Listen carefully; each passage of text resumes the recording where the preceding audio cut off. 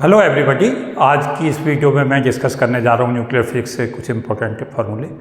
तो काफ़ी महत्वपूर्ण जो इन्फॉर्मेशन है इस वीडियो में मैं डिस्कस करूँगा और सभी स्टूडेंट्सों को, चाहे वो गेट नेट बार जस्टिफर के जेम के स्टूडेंट्स हों, चाहे पीएचडी के स्टूडेंट्स हों और बाकी कॉम्पिटिटिव एग्जाम की प्रिपरेशन करने वाले सभी स्टूडेंट्सों को ये बेनिफिट देगी, ऐसा मेरा विश्वास है। तो पहले मैं बताना चाहूँगा कि पहले मैंने इसमें अल्फा डीके के कुछ रिजल्ट्स जो है डिस्कस किए हैं। तो जो हमारा पेरेंट्स न्यूक्लियस होता है जिसके अंदर जेड प्रोटॉन्स हैं, ए टोटल नंबर ऑफ न्यूक्लियॉन्स हैं। पेरेंट्स न्यूक्लियस जब उसका साइज बड़ा होता है तो साइज बड़े को रिड्यूस करने के लिए जो है डॉटर न्यूक्लियस बनता है और अल्फा पार्टिकल का फॉर्मेशन होता है न्यूक्लियस के अंदर।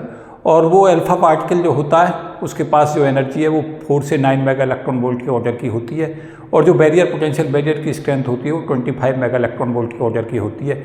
तो जो पार्टिकल है वो क्वांटम टनलिंग के हिसाब से टनल कर जाता है।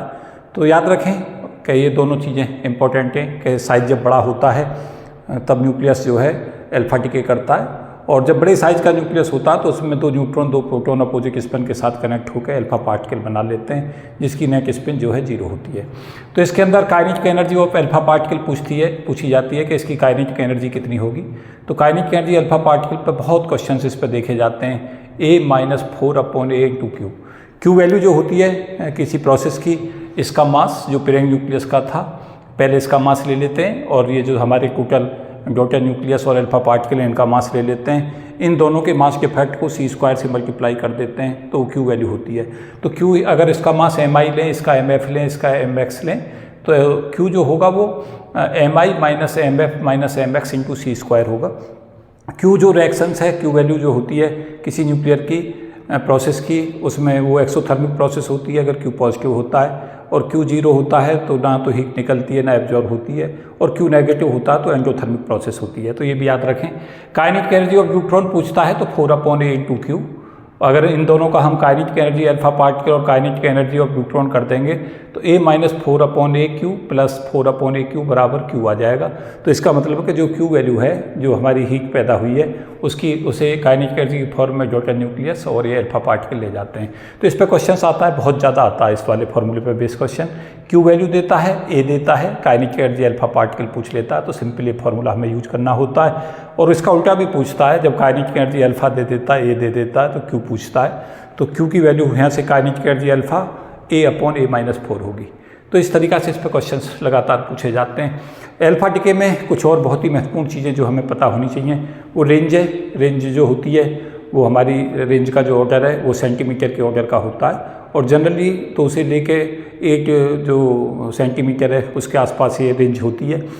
सेंटीमीटर में रेंज जो है वो टेम्परेचर पर फंक्शन है, टेम्परेचर के बढ़ाने से बढ़ती है क्योंकि टेम्परेचर के कारण थर्मल एनर्जी मिल जाती है और थर्मल एनर्जी के कारण दूर तक अल्फा पार्टिकल जाता है।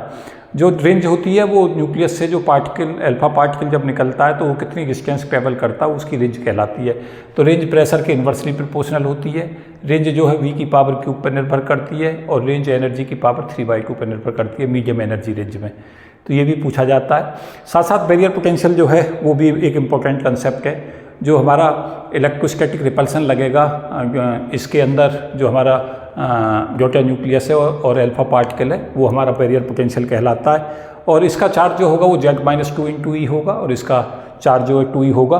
तो बैरियर पोटेंशियल की जो स्ट्रेंथ है वो होती है Z-2 into E into 2E। ये Q1 इंटू Q2 हो गया। Q1 इसका चार्ज, Q2 इसका चार्ज अपॉन 4πε0 और इन दोनों के बीच की डिस्टेंस को R लें और वो R0 A⁻⁴ होगी।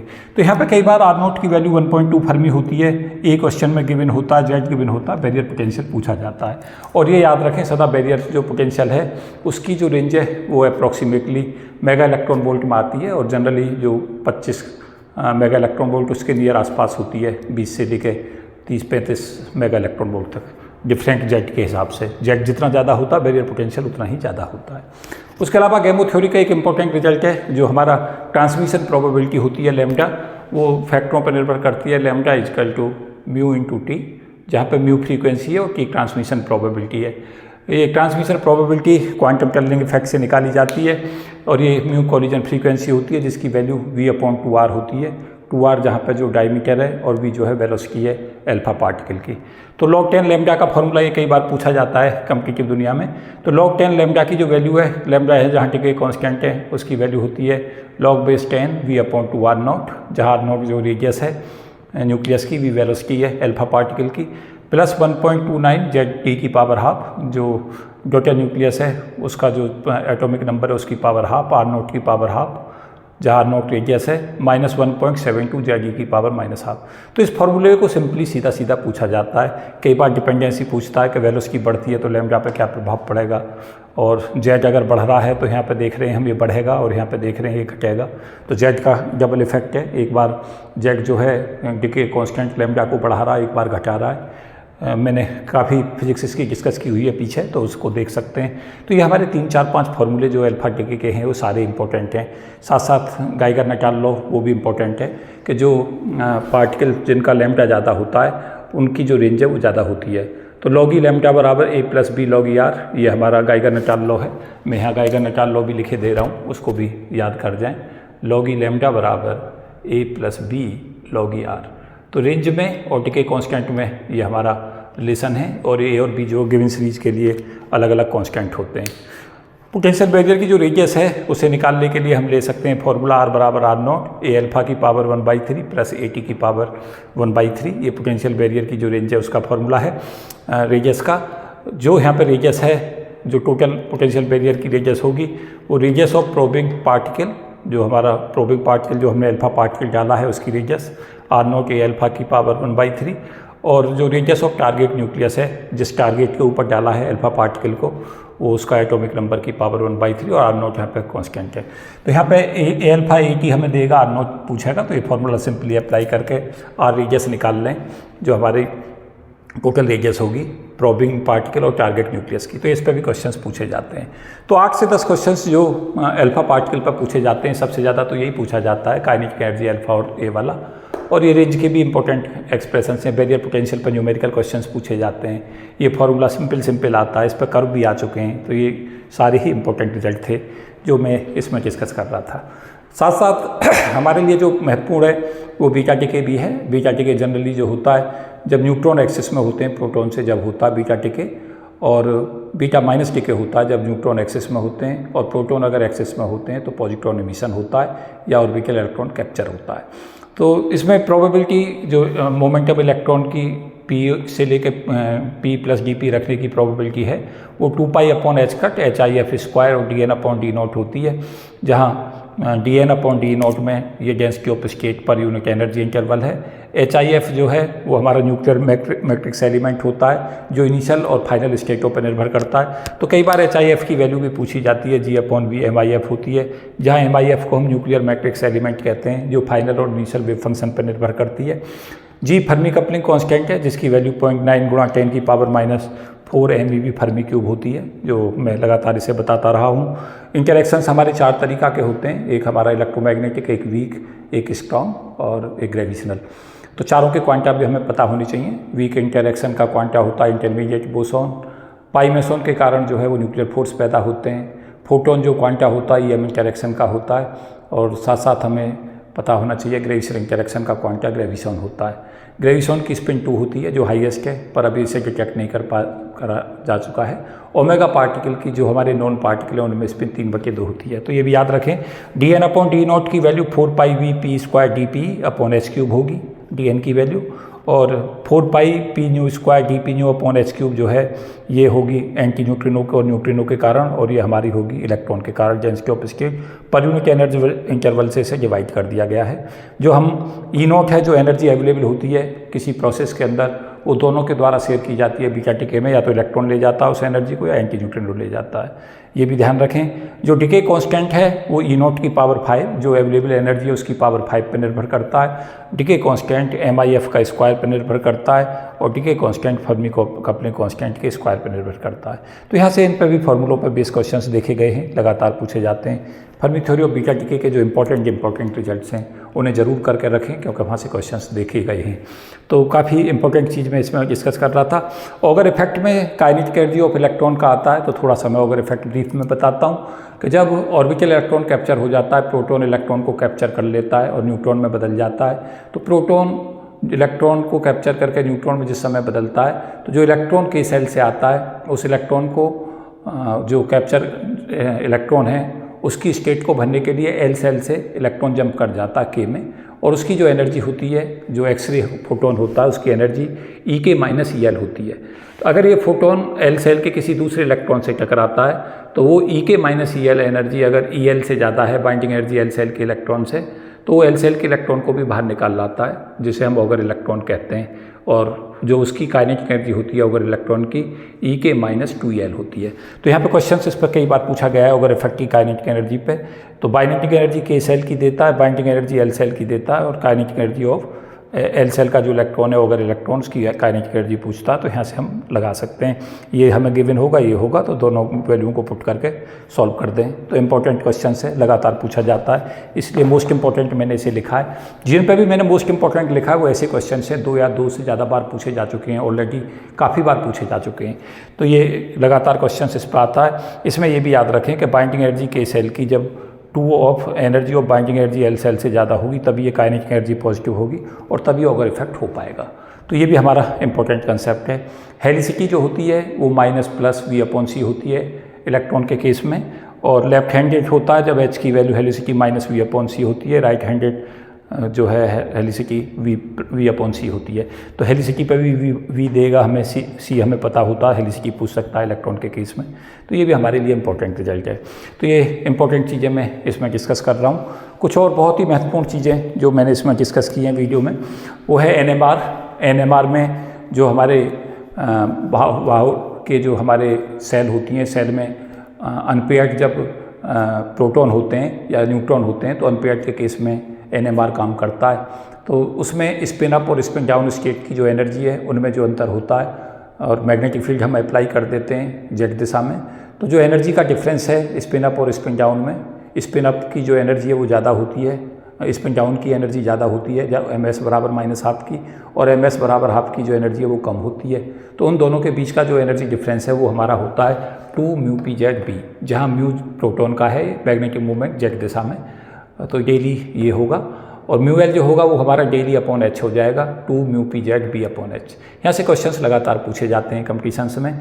अगर हमारे केस में b हमें 1 टेस्ला दे रखा है, डेली की वैल्यू पूछता है, तो 2 इंटू प्रोटॉन के लिए म्यू की वैल्यू रख दें, मैग्नेटिक मूवमेंट 2.793 μn होता है, μn की वैल्यू रख दें 3.153 × 10⁻⁸ इलेक्ट्रॉन वोल्ट पर टेस्ला।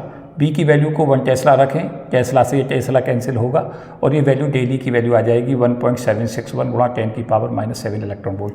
इसका मतलब है कि अगर बी हमारा 2 टेस्ला होगा तो इसे 2 से मल्टीप्लाई कर सकते हैं, 3 होगा तो 3 से मल्टीप्लाई कर सकते हैं। तो हमारा डेली का ये 1 टेस्ला के लिए डेली का फॉर्मूला आ गया, और इसका ऑर्डर भी हम याद रखें सदा 10⁻⁷ इलेक्ट्रॉन वोल्ट का जो गैप होता है, एनर्जी इंटरवल जो स्पिन अप और स्पिन डाउन के बीच में होता है, वो इस ऑर्डर का होता है। तो इस पर फॉर्मूले पर बेस क्वेश्चंस ये हमें देगा बी, और डेली पूछ लेगा, या नॉर्मल फ्रीक्वेंसी पूछ सकता है। जो जब हम इलेक्ट्रोमैग्नेटिक रेडिएशन डालते हैं तो जो हमारा प्रोटॉन है वो स्पिन अप स्टेट से स्पिन डाउन में जो है वो चला जाता है, और उसमें एनर्जी को एब्जॉर्ब कर लेता है, और जो एनर्जी एब्जॉर्ब करता है जिस फ्रीक्वेंसी को, उसे नॉर्मल फ्रीक्वेंसी कहते हैं। μl बराबर daily upon h।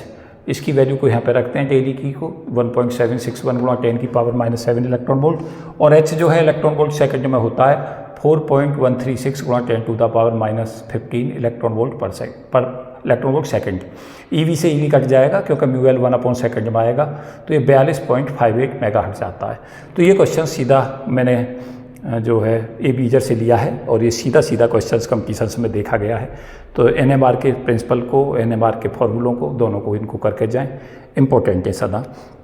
Selection rule है गामा रेडिएशन का, हॉट टॉपिक बना हुआ है, लगातार क्वेश्चंस मैं इस पर देख रहा हूँ, लगातार पूछे जा रहे हैं। सिलेक्शन रूल गामा रेडिएशन का यहाँ सिंबल दिए गए हैं, यहाँ चेंज इन एंगुलर मोमेंटम दे रखा है, यहाँ पैटी चेंज दे रखा है। तो इलेक्ट्रिक 2 की पावर L पोल है, L अगर हमारा 1 है तो इलेक्ट्रिक 2 पोल हो जाएगा, उसे हम डाइपोल कहेंगे। L अगर हमारा 2 है तो 2 स्क्वायर हो जाएगा, उसे हम क्वाड्रापोल कहेंगे। L अगर 3 है तो उसे हम ऑक्टापोल कहेंगे। तो यहाँ पे अगर इलेक्ट्रिक 2 की पावर L पोल है, change in angular momentum L हो रहा है। अब इस L को देखेंगे कि L इवन है या ऑड है। अगर L इवन है तो पैटी में कोई चेंज नहीं होता, और अगर हमारा L ऑड है तो पैटी में चेंज होता है। ये तो इलेक्ट्रिक पोल का 2 की पावर L पोल का सिलेक्शन रूल है। और मैग्नेटिक में इसका उल्टा कर देते हैं। मैग्नेटिक 2 की पावर L अगर पोल है, change in angular momentum L हो रहा है तो पैटी चेंज हो जाएगी अगर L इवन है, और पैटी चेंज नहीं होगी अगर L ऑड है। तो यहाँ से क्वेश्चंस देखा जाता है। मोस्ट इंपॉर्टेंट मैं कहूँगा इसे, ये अभी तक जितना मैं देख रहा हूँ यहाँ से सबसे ज़्यादा क्वेश्चंस गामा रेडिएशन में आ रहा है आजकल, तो इसको अच्छे से करके जाएँ। कई बार क्वेश्चंस इस पर देखा जा रहा है। उसके अलावा इंटरनल कन्वर्जन जो होता है वो जेड की पावर क्यूब पर निर्भर करता है, और इंटरनल कन्वर्जन कोफिशिएंट की वैल्यू Ne/Nu होती है। Ne यहाँ पे इलेक्ट्रॉनों की संख्या, और Nu जो है हमारा जो गामा रेज पैदा होती हैं इंटरनल कन्वर्जन में उनकी संख्या है। तो ये Ne और Nu देगा और इनकी वैल्यू अल्फा पूछ लेगा, और ये भी पूछ सकता है कि जो हमारा इंटरनल कन्वर्जन कोफिशिएंट है वो जेड पर कैसे निर्भर करता है। तो जेड की पावर क्यूब पर निर्भर करता है। ये सब इंपॉर्टेंट रिजल्ट्स हैं, काफ़ी पूछे जाते हैं। ड्यूट्रॉन में 8 से 10 चीज़ें जो हमें सदा याद रखनी है वो है कि न्यूट्रॉन की जो बाइंडिंग एनर्जी है वो 2.225 MeV होती है, और ये न्यूट्रॉन जो होता है वो लूजली बाउंड सिस्टम होता है, क्योंकि बाइंडिंग एनर्जी पर न्यूक्लियन के हिसाब से अगर देखा जाए तो वो काफ़ी कम आती है, 1.125 के ऑर्डर की, जो कि काफ़ी कम है। जबकि बाइंडिंग एनर्जी सबसे हाईएस्ट जो होती है वो Fe की होती है, Fe2656 की पर न्यूक्लियन, और वो 8.8 MeV पर न्यूक्लियन होती है। ये भी याद रखें, बहुत बार पूछा जाता है। साथ साथ न्यूट्रॉन में क्वाड्रापोल मूवमेंट होता है, प्रॉडक्ट स्पेरोइड्स की शेप होती है, और इसका क्वाड्रापोल मूवमेंट 2.82 × 10⁻31 मीटर स्क्वायर होता है। मैग्नेटिक डाइपोल मूवमेंट की वैल्यू 0.857 μN होती है, और 3s1 और 3d1 जो है उस 2 स्टेटों में रहता है न्यूट्रॉन। और न्यूट्रॉन में 3s1 स्टेट में जो पाए जाने की प्रायिकता 96% होती है, और 3d में पाई जाने की जो प्रायिकता है वो 4% होती है। 3d में होने के कारण ही उसका क्वाड्रापोल मूवमेंट आता है। अगर all the time 3s state में रहता तो जो शेप उसकी होती वो कम्प्लीटली स्पेरिकल होती। तो ये भी याद रखें। क्वाड्रापोल मूवमेंट में भी 4-5 चीज़ें ज़रूर याद रखें कि जिनका I 0 होता है, न्यूक्लियर स्पिन 0 और हाफ होती है, उनका क्वाड्रापोल मूवमेंट जो है वो 0 होता है, और जिनकी न्यूक्लियर स्पिन 1 या 1 से ज़्यादा होती है उनका क्वाड्रापोल मूवमेंट फाइनाइट होता है। तो ये भी हमारा एक इम्पॉर्टेंट रिजल्ट है। साथ साथ ये भी याद रखें कि जो न्यूक्लियर रेंज के अंदर पाए जाने की प्रायिकता होती है न्यूट्रॉन प्रोटॉन की वो 1/3 होती है, और न्यूक्लियर रेंज से बाहर पाए जाने की प्रायिकता 2/3 होती है। साई इनसाइड जो होता है वो A sin kr/r की फॉर्म में होता है। इनसाइड जो वेव फंक्शन होता है न्यूक्लियर रेंज के अंदर, और C की पावर -α/r जो है वो आउटसाइड जो न्यूक्लियर रेंज के बाहर पाए जाने की प्रायिकता है उसका वेव फंक्शन होता है। तो ये भी याद रखें, दोनों इंपॉर्टेंट चीज़ें। तो ये न्यूट्रॉन से क्वेश्चंस देखे जाते हैं। इस पर जो हमारा पैटी है वो इसकी इवन होती है, पैटी इवन पाई जाती है, क्योंकि अगर S स्टेट की और D स्टेट की पैटी हम देखते हैं तो इवन ही आती है, क्योंकि पैटी होती है -1 की पावर L। फोटोन की पैटी जो है ई के कारण पैदा होता है। इलेक्ट्रिक अगर उसका ओरिजन है तो -1 की पावर L होती है, और मैग्नेटिक अगर ओरिजन है तो -1 की पावर L होती है। ये भी क्वेश्चंस पूछे जाते हैं। जो बोसाइंस की स्टैटिक्स को ओबे करता है न्यूट्रॉन, क्योंकि 2 न्यूक्लियन होते हैं। ये भी याद रखें कि बोसाइंस की स्टैटिक्स वो ओबे करते हैं जिनमें न्यूक्लियनों की संख्या इवन होती है, और फर्मी डार्क स्टैटिक्स वो ओबे करते हैं जिनमें ऑड होती है। तो यहाँ से भी क्वेश्चंस देखे जाते हैं।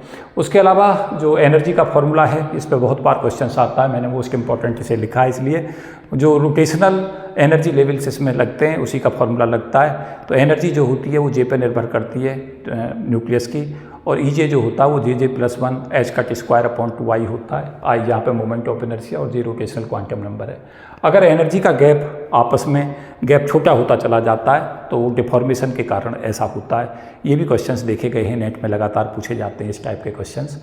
उसके अलावा ट्रिपलेट और सिंगलेट का अगर क्रॉस सेक्शन दे रखा है, टोटल क्रॉस सेक्शन निकालना है, तो सिग्मा की value 3/4 sigma T + 1/4 sigma S से हम इसे निकाल सकते हैं। ट्रिपलेट और सिंगलेट का क्रॉस सेक्शन लिख दें, टोटल क्रॉस सेक्शन हम निकाल सकते हैं। ट्रिपलेट के लिए 3/4 पोर्शन और सिंगलेट के लिए 1/4 होता है। और सिग्मा जो होता है, जो स्कैटरिंग क्रॉस सेक्शन है, वो 4πh² m 1/E+B पर निर्भर करता है। B जहाँ बाइंडिंग एनर्जी है, E जो पार्टिकल इम्पोज किया है उसकी एनर्जी है। तो इस पर भी क्वेश्चंस देखे जाते हैं। फर्मी गैस मॉडल में जो फर्मी एनर्जी है उसकी वैल्यू 3π² 2/3 h²/2m n/v² होती है। तो फर्मी एनर्जी डेंसिटी की पावर 2/3 पर निर्भर करती है 3D के अंदर। इस पर भी क्वेश्चंस बहुत बार देखा गया है, पूछता है सीधा फर्मी एनर्जी किस पर निर्भर करती है। साथ साथ ये भी याद रखें कि एवरेज एनर्जी और फर्मी एनर्जी में एवरेज एनर्जी 3/5 होती है, ये भी पूछता है।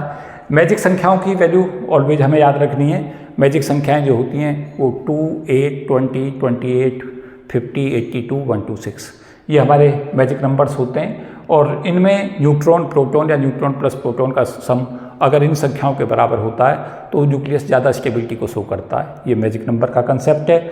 इसमें सेल मॉडल के अंदर जो सेल्स होती हैं 1s सेल के अंदर 1s हाफ j इसका हाफ होगा। 1p में 1p 3/2 1p हाफ जो है वो इसके j हो जाएंगे, क्योंकि p के लिए l की वैल्यू को 1 लेंगे, स्पिन हाफ लेंगे तो j 2 आ जाएंगे, l-s और l+s, तो j 3/2 और j हाफ। जो j हाइयर होता है उसे नीचे रखते हैं, j लोअर वाले को ऊपर रखते हैं। तो 2 न्यूक्लियन इसमें जाएंगे। 1p 3/2 में 4 न्यूक्लियन फिल होंगे, 1p हाफ में 2 न्यूक्लियन होंगे। तो दो जो न्यूक्लियन है वो यहाँ तक हो गए, तो 2 मैजिक नंबर हो गया। यहाँ तक हमारे 4 इस स्टेट में भरे जाएंगे 2j+1 के इक्वल, 2 × 3/2 + 1 4 और 2 × हाफ + 1 इसमें भरे जाएंगे 2, तो 6 न्यूक्लियन यहाँ फिल हो जाएंगे। तो 2 यहाँ और 6 ये, तो 8 मैजिक नंबर हो जाएगा। उसके अलावा जो आगे की स्टेट है, जो हमारी नेक्स्ट स्टेट होगी, उसमें d5/2 s हाफ और d3/2। 1d जो स्टेट है वो 2 हिस्सों में बट जाएगी, 1d5/2 और 1d3/2। इसके अंदर जो हमारा j ज़्यादा होगा 5/2 उसे नीचे रखेंगे, और जो d3/2 में j कम होगा उसे ऊपर रखेंगे। ऐसे ही होता है स्टेटों में, जहाँ j हायर होता है वो नीचे है और j लोअर वाला ऊपर के एनर्जी लेवल में जाता है। 2s हाफ में जो न्यूक्लियन है उसमें 2 जो है एक स्टेट यहाँ आएगी, तो 6 और 2 और 4 ये 12 यहाँ टोटल न्यूक्लियन यहाँ भर जाएंगे, और 8 यहाँ तक फिल हो रहे थे, 12 ये फिल हो गए, तो 20 मैजिक नंबर आ गया। ऐसे ही f7/2 में एक न्यूक्लियन भर जाएंगे, 28 तक यहाँ पहुँच जाएगा। तो यह इस टेबल को याद रखें और इस टेबल पे क्वेश्चंस करके रखें सदा। ये क्वेश्चंस जो टेबल है वो इम्पोर्टेंट है, इस पे अप्लाइड प्रॉब्लम्स कर लें, और कम से कम 28 तक का जो ये क्रम है वो याद कर लें। जैसा वो पूछता है लिथियम 37 के अंदर बताएं कि उसकी न्यूक्लियर स्पिन क्या होगी। तो इसमें हम देख लें कि 3 जो हमारा न्यूक्लियन है वो थर्ड वाला कहाँ जाएगा, वो हम इसमें देख सकते हैं। बेरिलियम 49 में देख सकते हैं कि 5 जो हमारा प्रोटॉन है वो तो इसमें 4 हो जाएंगे और न्यूट्रॉन इसमें 5 हो जाएंगे। तो 5 में न्यूट्रॉन को देखें कहाँ जाएगा वो, तो 2 स्टेट यहाँ भरी जाएंगी और 5वां यहाँ जाएगा, क्योंकि 4 तक यहाँ जाएंगे। तो ये j हमारा 3/2 हो जाएगा और पैटी इसकी ऑड हो जाएगी, क्योंकि पैटी जो है वो p में -1 की पावर l करेंगे और p स्टेट के लिए l को 1 लेंगे, तो -1 की पावर 1 जो है वो माइनस में आएगी और वो ऑड स्टेट को बताएगी, ऑड पैटी को। इवन न्यूक्लियाइयों की सबकी जो पैटी है वो 0 होती है। ऑड नंबर ऑफ न्यूक्लियन की जो पैटी है वो सिंगल ऑड पर निर्भर करती है, जो सिंगल ऑड जो हमारा प्रोटॉन है उस पर निर्भर करती है, या सिंगल ऑड जो हमारा न्यूट्रॉन है उस पर निर्भर करती है। ऑड न्यूक्लियन की पैटी -1 की पावर ln इंटू -1 की पावर lp पर निर्भर करती है, जहाँ l जो है ये न्यूट्रॉन के लिए और ये l जो है वो प्रोटॉन के लिए लेना है, और फिर पैटी हमें निकाल देनी है। नॉर्थहेम रूल भी याद रख के जाएँ कि J1 + J2 + L1 + L2 की वैल्यू को देख लें। अगर वो संख्या इवन आ रही है तो j जो है वो J1 - J2 होगा, और अगर ऑड आती है तो j की वैल्यू J1 + J2 होगी। तो ये दोनों चीज़ें भी हमारे लिए बहुत महत्वपूर्ण हैं।